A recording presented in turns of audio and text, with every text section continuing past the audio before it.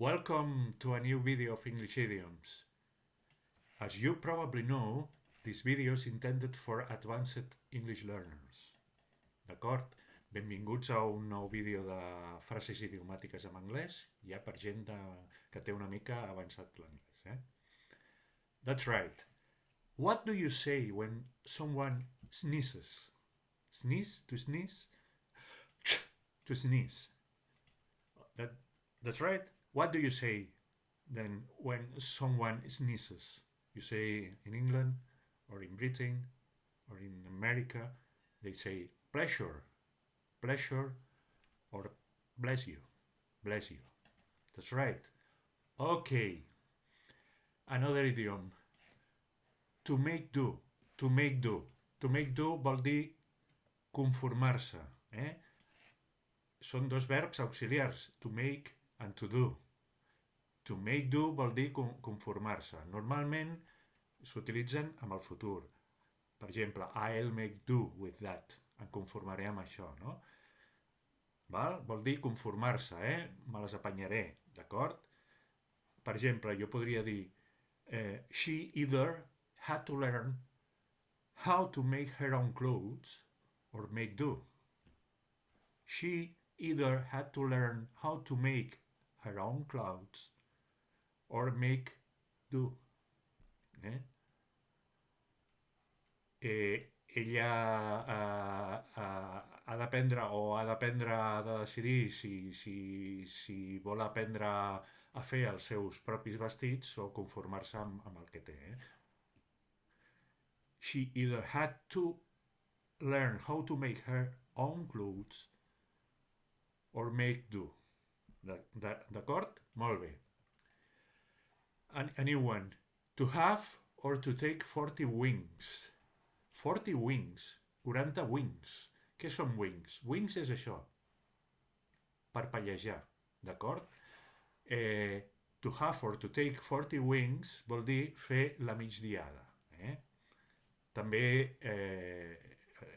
vosaltres potser coneixeu una altra paraula o una altra expressió, encara que no sigui 40 wings, que és to have a nap. To have a nap or to have a cat nap. A nap és una migdiada una mica llarga i a cat nap és una migdiada més petita. D'acord? Jo podria dir the bank manager caught the security guard taking 40 wings on duty. That's right. The bank manager caught the security guard taking 40 wings on duty. El responsable del banc pues, va enganxar el guàrdia de seguretat fent una migdiada. D'acord? Another idiom. To get the hang of it. To get the hang of it. Què vol dir to get? To get és enganxar, no? Aconseguir, no? To get the hang of it és pillar una cosa o una idea, sobretot una idea, To get the hang of it vol dir ho he pillat, d'acord? Així jo podria dir don't worry, you'll soon get the hang of it. Don't worry, you'll soon get the hang of it. D'acord? No et preocupis, aviat ho pillaràs. Molt bé. Un altre, another idiom. To be or to feel under the weather. To be or to feel under the weather. Això vol dir, en català tenim aquesta expressió també, nosaltres diem avui estic com el temps, per dir no em trobo gaire bé, I am under the weather today. D'acord? Jo podria dir una cosa així, no? Per exemple, també podria dir, sorry, I can't come to work today because I am feeling under the weather. Sorry, I can't come to work today because I am feeling under the weather. D'acord? Molt bé.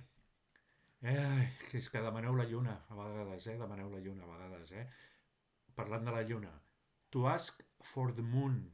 To ask for the moon, És una mica demanar la lluna, és la traducció, Nosaltres en català doncs, podríem dir d'on no n'hi ha no en raja, En castellà dirien pedir peras al olmo, és És una cosa semblant a això.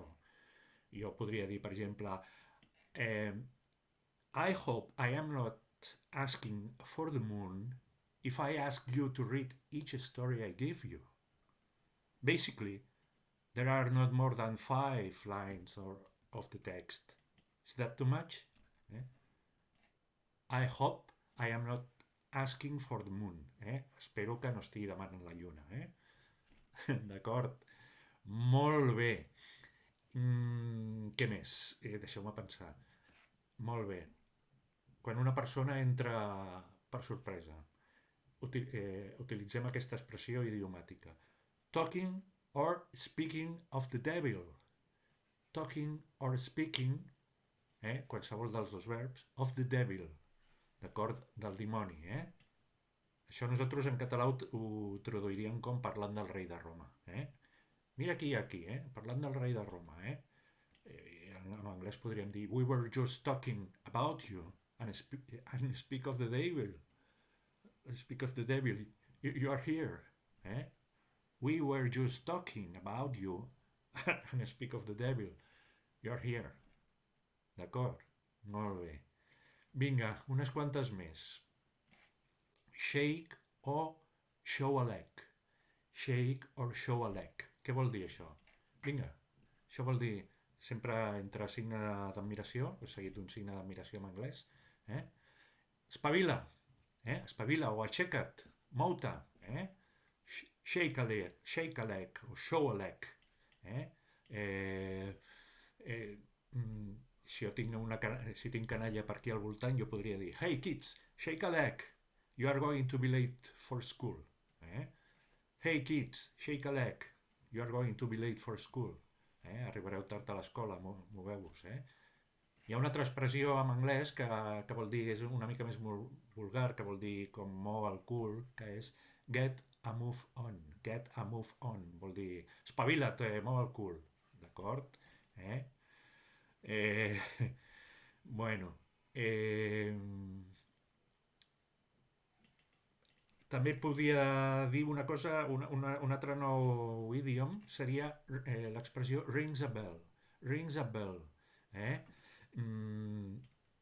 Rings a bell vol dir això em sona, això em sona.